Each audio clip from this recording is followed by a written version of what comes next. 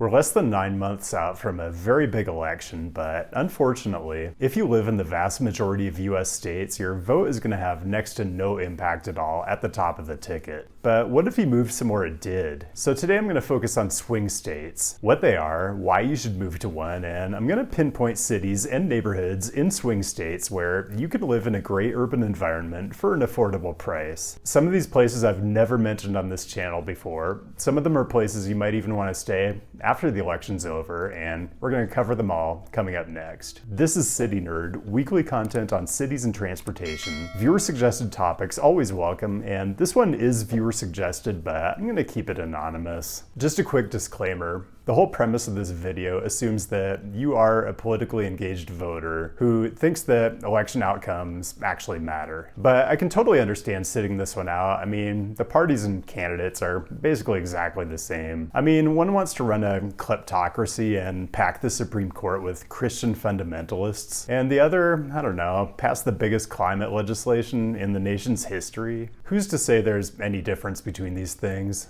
And I was going to do a whole piece analyzing and defining what swing states are and quantifying how much leverage your vote has in different states. But honestly, if you follow this stuff at all, you know the same 6 to 8 states just pop up over and over. So do your own Googling if you're interested in knowing more. It's just not really my wheelhouse. Okay, let's get to the fun part, which is me recommending locations for you to move to in these states, assuming you care about things like walkability, bikeability, transit, and great urban amenities, which if you don't care about these things, I can't even imagine how you found my channel in the first place. Here's what I did. I went hunting for zip codes that have great walk score and bike score ratings, access to great transit if we're looking at larger cities, have a reasonably affordable prevailing rent, and most importantly are gonna look cool when I drop into Street View. This wasn't all that straightforward. Things like walk and bike score can vary drastically within a zip code, so for each I selected a location that was roughly the population centroid of the zip code, just by eyeballing the aerial. For prevailing rent, I used the median rental price for each zip code from the ginormous dataset I got from Dwellsy, and thanks to Dwellsy for that, as usual. So my MO here is going to be to find you something for under $2,000 a month, hopefully significantly under, that has great walkability and urban fabric, and great transit if it's a bigger city, and I aim to have good bikeability too. Important thing to note, if you were thinking about taking the advice in this video literally and actually moving to one of these states, just know that all of them have residency requirements for voting that can require a lead time of up to 6 months, so the clock is ticking. I hate to say do your own research, but you should check the residency requirements for the state you're interested in, because I'm not going to do it for you. Also, I shouldn't have to say this, but I will anyway. I do recognize that most of us probably aren't the type of person who can pick up and move on a whim, even when the fate of the free world is at stake, but some of you might be, and even if you aren't, I think this kind of stuff is just fun to ideate about. So this isn't a countdown. I'm not going to do these states in any particular order. Just know that I like to jump around geographically just for my own entertainment, so brace yourself, and with that, let's get into it. Okay, I've got 8 states for you, and let's start with Nevada. So for each state, I'm going to give you a big city urban location and a smaller city urban location for you strong towns types. My big city option here is zip code 89101, which is downtown Vegas. You know, I just want to say that when I lived in the Vegas area in 2022, I'm pretty sure I was single-handedly responsible for getting Catherine Cortez Masto elected and establishing a 50+1 majority in the US Senate. You're all welcome. I lived in Henderson then, but I'm increasingly bullish on downtown Vegas, and if I had to do it all over again, which isn't out of the realm of possibility, that's probably where I'd look. It's got a nice grid, there's lots of housing infill, it's weird, it's a 24-hour environment, there are cool bookstores and record shops, funky converted motels and makers spaces, with a walk score of 93, access to tons of bus lines at Bonneville Transit Center, and a median rent just a bit over $1,000. It's really an intriguing location with lots of upside. My smaller city option has to be 89501, which is downtown Reno.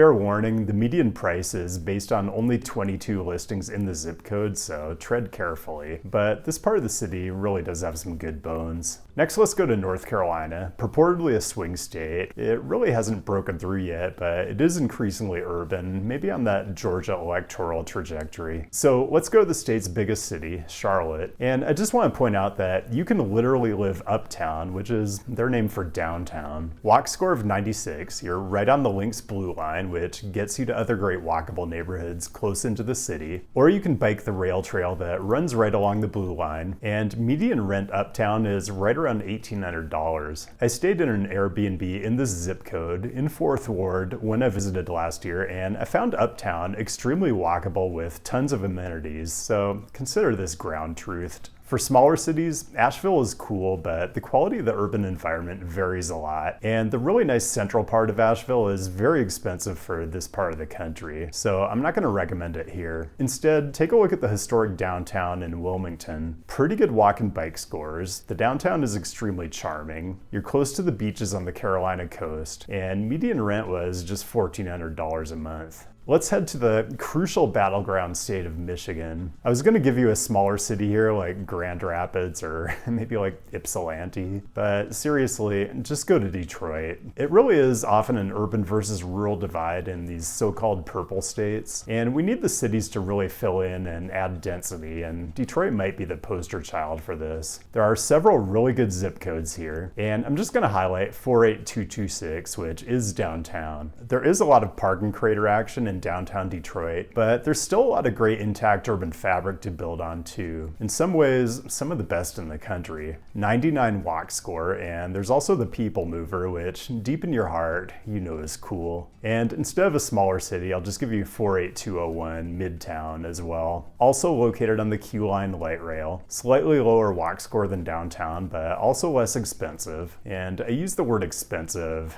almost ironically. Detroit is coming back, whether you believe it or not, and I absolutely have to get out there before everyone else figures it out. Very quickly, let's check out New Hampshire, which does require you to be domiciled in the New Hampshire town or ward in which you seek to vote. And you might ask, is any of New Hampshire really urban? Or is it all just a glorified suburb of Boston masquerading as its own state? And I can't answer that for you, but I will give you downtown Concord, which was the only zip code I could find in the entire state that had even 20 rental listings in it, so maybe that's your answer. Walk score of 93 and around $1,600 a month median on a sample size I'm not too comfortable with. Okay, let's do a tough one, Pennsylvania. I've already gushed over several of the state's cities of all different sizes in previous videos, so there are going to be a lot of options here. I feel like I've talked about Pittsburgh far too often, and rest assured there are going to be great options there. But there are even more amazing options in Philadelphia, and I'm going to go with 19107, which literally encompasses most of Center City, Midtown Village, and is the epicenter of the gay community. I'm talking best transit access in the city where all the heavy rail lines converge, walk score of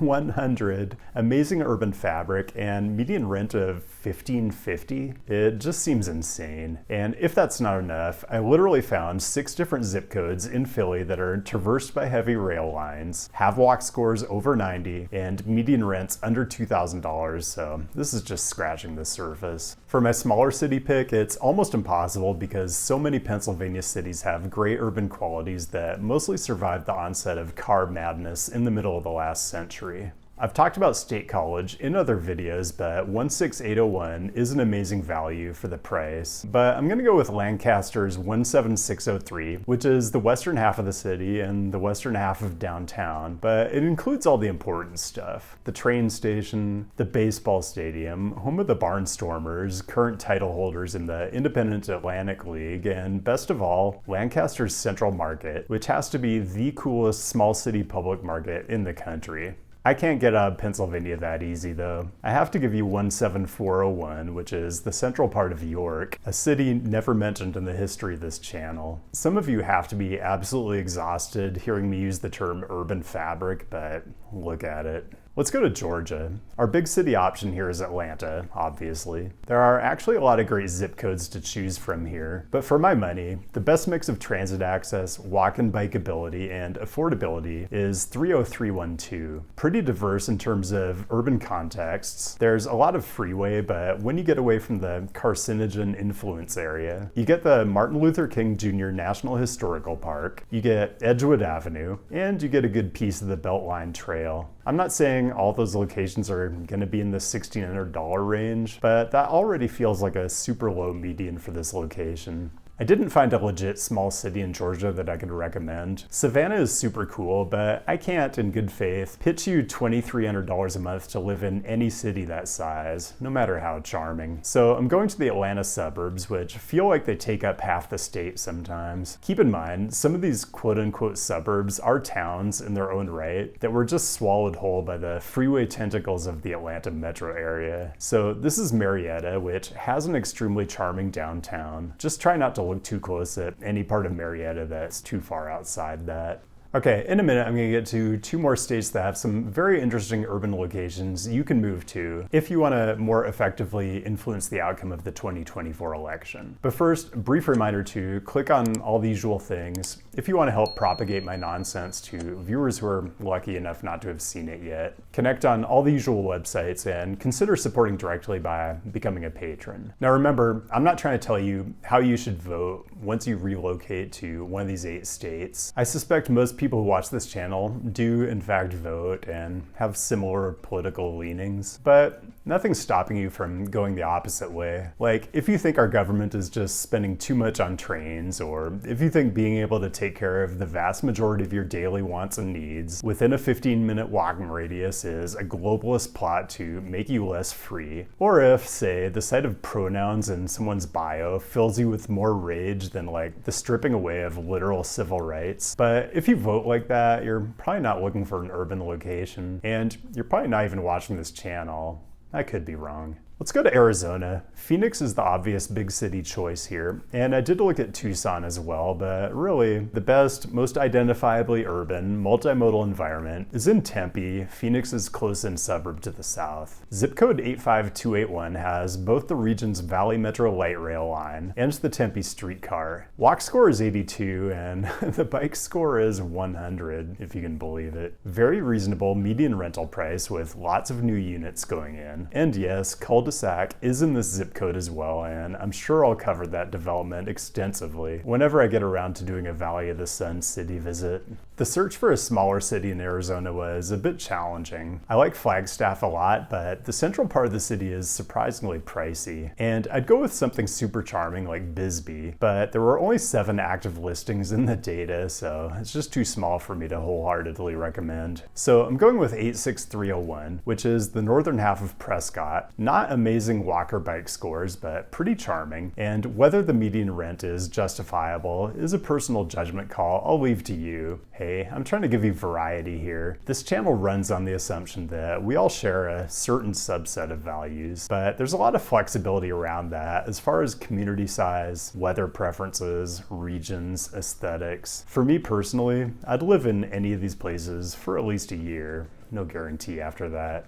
Okay, last state, Wisconsin. It was hard to figure out which state to save for last, but I think Wisconsin has been the tipping point state recently and is the favorite to be the tipping point in 2024. Plus, I feel like there may be no city that's been as woefully underrepresented on this channel as Milwaukee, and I'm going 53202, which is the historic 3rd Ward, East Town, etc. Like Philly, Detroit, and Atlanta, there are almost too many good zip codes to choose from. I'm actually showing you the most expensive one, and it's still just preposterously undervalued in my opinion. Extremely walkable, amazing urban fabric. Pretty much all the good transit lines are gonna converge here or nearby. You've got the Milwaukee Hop streetcar for circulation within the central part of the city. 3rd Ward is just the beginning though. There are lots of great outlying neighborhoods too, and this is one where I feel okay about saying do your own research. Smaller cities, I'm not going to recommend Madison just because I've talked about it in a few videos already, but you can probably do State Langdon, which is essentially downtown Madison, for under $2,000 a month. I really want to show you something a little further off the beaten path though, so let's go to zip code 54601, which is basically the southern half of La Crosse, including downtown. Walk and bike scores both in the 80s, median rent is $12.50, some good urban bones, you get a riverfront park on the Mississippi,